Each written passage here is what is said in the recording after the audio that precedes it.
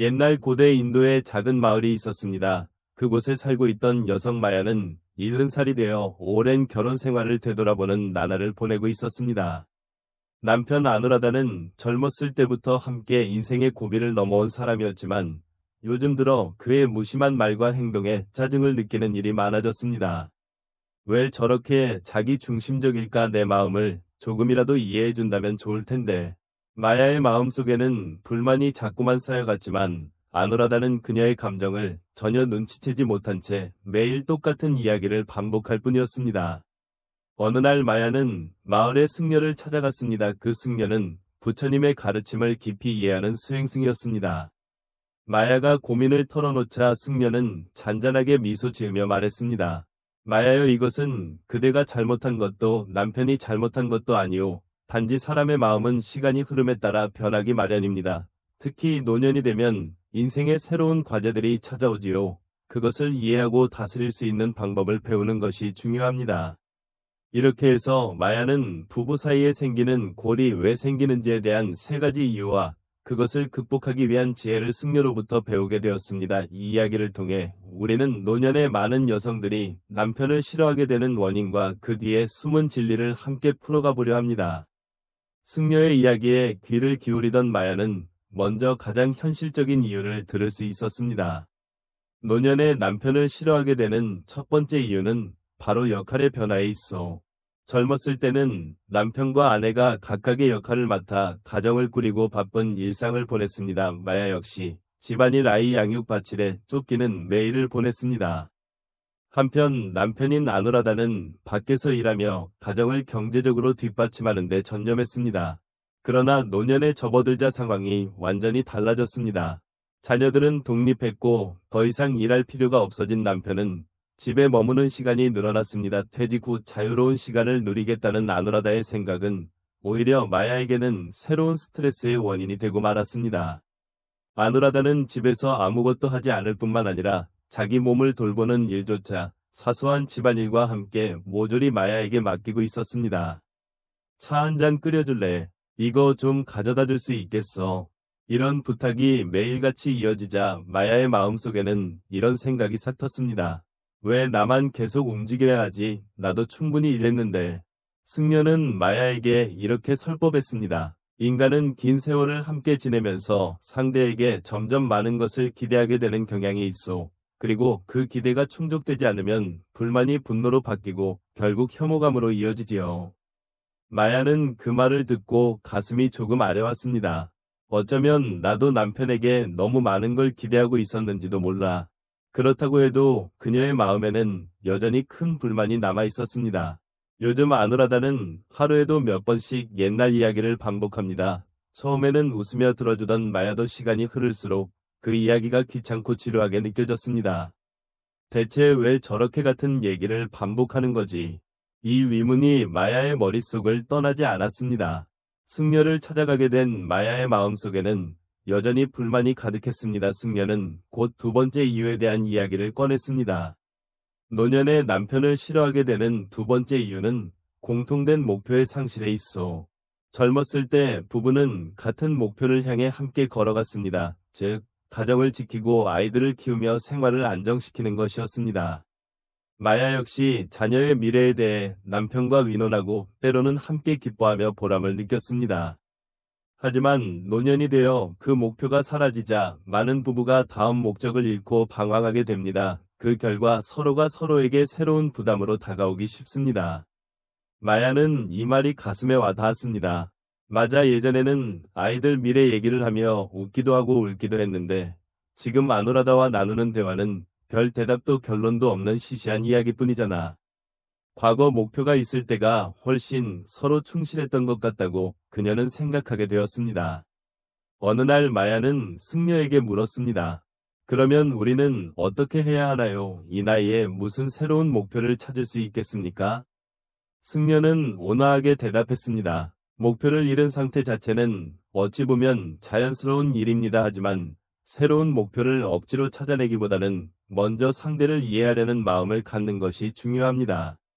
이 말을 들은 마야는 그동안 별로 의식하지 않았던 남편의 모습을 하나씩 관찰해 보기 시작했습니다. 그리고 곧 신경 쓰이는 장면을 발견했습니다. 어느 날 아누라다가 또다시 옛날 얘기를 늘어놓고 있었습니다. 마야는 늘처럼 흘려듣기만 하려 했지만 문득 이런 생각이 스쳤습니다. 혹시 이 사람이 같은 이야기를 반복하는 건 자기 존재를 알아봐 주길 원하는 게 아닐까? 이 작은 깨달음이 마야의 마음 안에 새로운 변화를 가져올 실마리가 되었습니다. 그녀는 이 사실을 승려에게 말했고 승려는 고개를 끄덕이며 말했습니다. 사람은 누구나 마음 깊숙이에서 자신을 소중히 여겨주길 바라는 욕구를 지니고 있습니다. 부부라면 더욱 그렇지요. 어쩌면 당신의 남편 역시 당신의 따뜻한 마음을 갈구하고 있었는지도 모릅니다. 마야는 남편 아누라다에게 조금 더 다가서 보겠다고 생각했지만 그 길은 결코 쉽지 않았습니다. 마야는 남편에게 다가서기 위해 노력해보려 했지만 현실은 녹록지 않았습니다. 아누라다는 옛날 이야기를 반복할 뿐만 아니라 조금만 불편해도 바로 마야에게 도움을 청하는 태도를 보였습니다. 마야, 이거 좀 가져다줘. 차가 아직 안 됐어. 왜 늘 내가 원하는 대로 안 해주는 거야? 이런 남편의 태도에 마야의 불만은 날이 갈수록 커져만 갔습니다. 특히 속상했던 건 그녀의 고단함이나 노력에 대해 남편이 전혀 눈치채지 못한다는 점이었습니다. 어느 날 아누라다가 또 퉁명스럽게 말했습니다. 차가 식었잖아. 이런 간단한 일도 제대로 못해.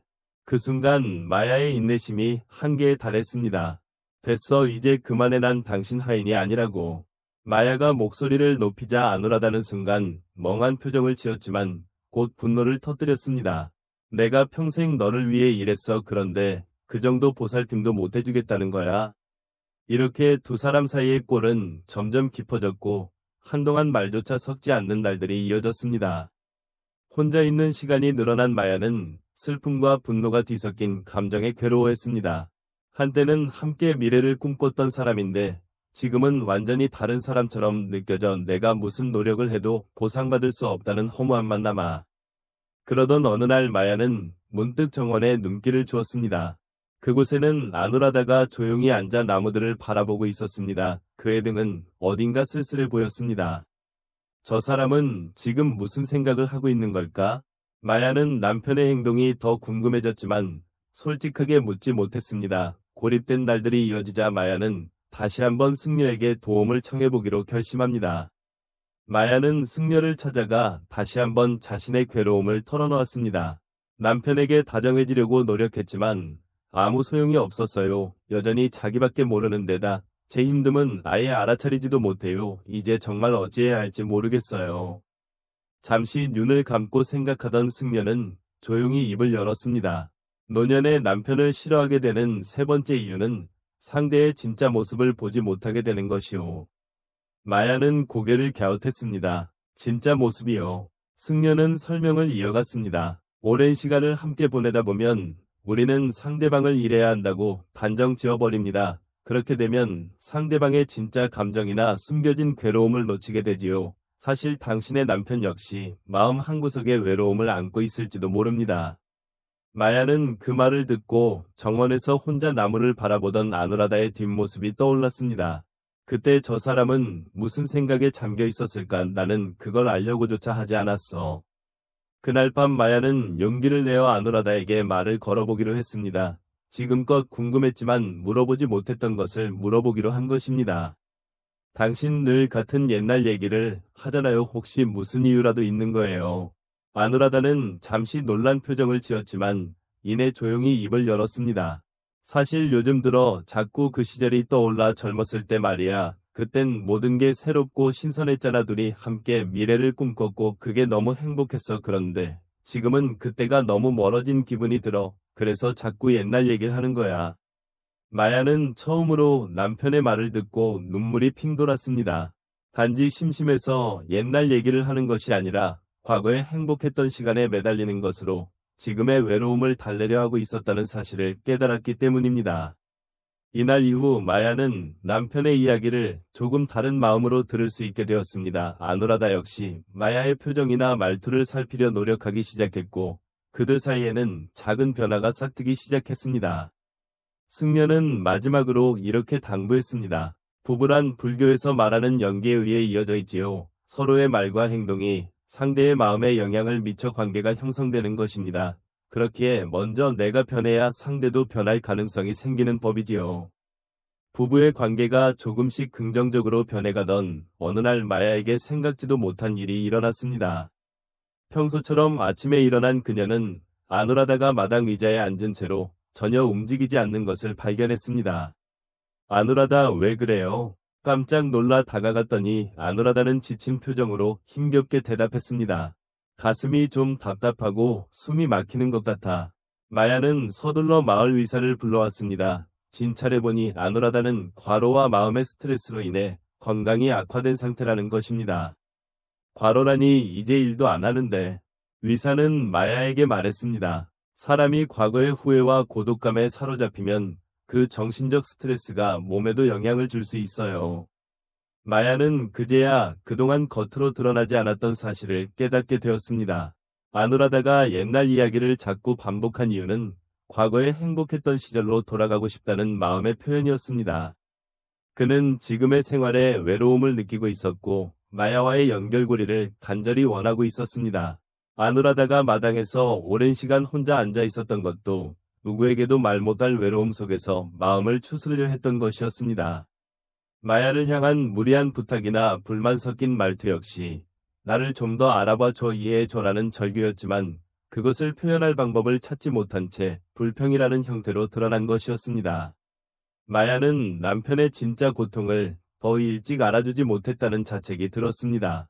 나는 남편이 내게 보인 불만만을 보며 그 속마음을 외면하고 있었구나.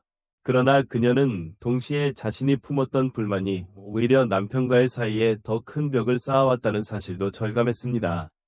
침대에 누운 아누라다는 마야의 손을 살짝 잡고 힘겹게 말했습니다. 마야, 너와 함께한 시간은 어떤 때라도 나에겐 소중한 보물 같았어. 내가 늘 같은 이야기를 해도 네가 들어준다는 게 나한테는 유일한 기쁨이었거든. 그 한마디에 마야의 가슴이 아릿하게 아파왔습니다. 아누라다는 결코 화가 나 있던 게 아니라 오히려 마야와 함께했던 시간을 소중히 여겨왔던 것입니다. 의사는 당분간 안정을 취해야 하지만 상태가 더 나빠질 수도 있다고 경고했습니다. 마야는 닥쳐온 현실의 막막함을 느끼면서도 남편 곁에서 무엇을 해줄 수 있을지 고민하기 시작했습니다. 아누라다가 병상에 누워 지낸 지 며칠이 지났습니다. 마야는 남편 곁을 지키며 그동안의 삶을 다시금 되돌아보고 있었습니다. 나는 그동안 저 사람의 무엇을 보고 있었을까?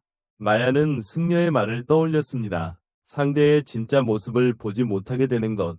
바로 이것이 오랜 부부 생활 속에서 그녀 자신이 빠져있던 함정이었습니다. 어느 날 마야는 용기를 내어 아누라다에게 제안했습니다. 당신이 몸이 좀 괜찮아지면 우리 함께 정원 한쪽의 밭을 새로 일궈보지 않을래요? 저 나무들 아래에 작은 텃밭을 만들어서 둘 다 좋아하는 채소를 키워보면 좋을 것 같아요. 아누라다는 여전히 힘겨운 목소리였지만 기쁜 마음이 전해지는 어조로 대답했습니다. 자네와 함께 텃밭을 가꾸다니 멋진 목표로군. 나도 아직 쓸모가 있을까? 이 작은 제안이 부부 사이에 새로운 희망을 불러일으켰습니다. 함께 달성할 수 있는 목표가 생기자 마야도 아누라다도 다시금 긍정적인 에너지를 얻게 되었습니다. 마야는 이전처럼 짜증내는 대신 아누라다가 옛날 이야기를 할 때 주의 깊게 들으려 노력했습니다. 그리고 그 이야기 중간중간 그랬지, 우리 그때 참 많이 웃었었는데 하며 자신의 추억을 곁들여 대화를 즐기려 했습니다. 한편 아누라다도 마야가 피곤해 보이면 억지를 부리지 않고 고마워라는 말을 자연스럽게 건넬 수 있게 됐습니다. 어느 날 마야는 다시금 승려를 찾아가 부부 사이에 일어난 변화를 전했습니다. 승려는 빙그레 웃으며 말했습니다. 부부는 인연에 의해 맺어지지만 그 인연을 길러내는 것은 서로의 마음이요, 당신이 남편을 이해하려 애쓰고 남편 역시 당신을 소중히 여기려 노력한 그 두 마음이 다시 이어졌기에 두 분의 관계가 회복된 것이지요. 그리고 덧붙였습니다. 불교에는 자비의 마음이라는 말이 있습니다. 그것은 상대를 있는 그대로 받아들이고 상대의 행복을 바라는 마음이지요. 이 마음을 품는 것이 부부관계는 물론이고 모든 인간관계를 치유하는 열쇠가 됩니다. 마야는 그 말을 깊이 새기고 남편 아누라다와 함께하는 시간을 더욱 귀히 여기기로 결심했습니다. 몇 달 뒤 아누라다는 서서히 건강을 회복했고 두 사람은 마당에 텃밭을 만들기 시작했습니다. 마야는 아누라다의 손을 꼭 잡고 말했습니다. 옛날 이야기만 하는 게 아니라 앞으로의 얘기도 많이 나누자고요. 아누라다는 미소 지으며 고개를 끄덕였습니다. 그들 사이에는 예전처럼 불만이나 짜증이 아닌 따뜻하고 평온한 기운이 감돌았습니다. 마치 새싹이 돋아나는 텃밭처럼 마야와 아누라다의 부부 관계도 새로운 생명력을 얻은 것입니다. 그것은 과거만 되짚거나 불평만 늘어놓는 관계가 아니라 서로를 존중하며 함께 미래를 그려나가는 새로운 모습이었습니다. 마야와 아누라다의 이야기는 노년에 맞닥뜨리게 되는 부부 관계의 과제와 그 해결의 실마리를 우리에게 보여줍니다. 노년에 많은 여성들이 남편을 싫어하게 되는 이유를 불교적으로 정리해보자면 다음 세 가지로 요약할 수 있습니다. 1. 역할의 변화. 2. 공통된 목표의 상실. 3. 상대방의 진짜 모습을 놓침. 부처님의 가르침이 말해주듯 부부관계를 개선하기 위해 가장 중요한 것은 상대를 이해하려는 마음, 자비의 마음입니다. 이는 상대를 무조건 받아들이라는 말이 아니라 함께 새로운 미래를 만들어 가려는 목표의식을 갖는 것이기도 합니다.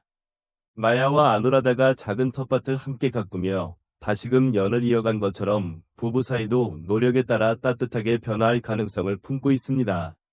만약 이 이야기에 공감되는 부분이 있었다면 여러분도 부부 관계를 조금 새롭게 들여다보시길 바랍니다. 상대의 마음에 귀 기울이고 함께 미래를 그려보는 것만으로도 노년의 부부 관계는 훨씬 풍요로워질 수 있을 것입니다. 이 이야기는 어떠셨나요? 여러분의 느낌을 댓글로 알려주세요. 그리고 이 영상이 누군가에게 도움이 될 것 같다면 공유도 부탁드립니다. 여러분이 겪은 노년의 이야기나 부부 관계에 대한 생각이 있다면 댓글로 나눠주세요. 함께 이야기를 나누며 생각해보는 기회를 만들어 봅시다. 이 영상이 좋았다면 좋아요와 구독도 꼭 눌러주세요. 다음 시간에도 부처님의 가르침을 통해 마음이 편안해지는 이야기를 전해드리겠습니다.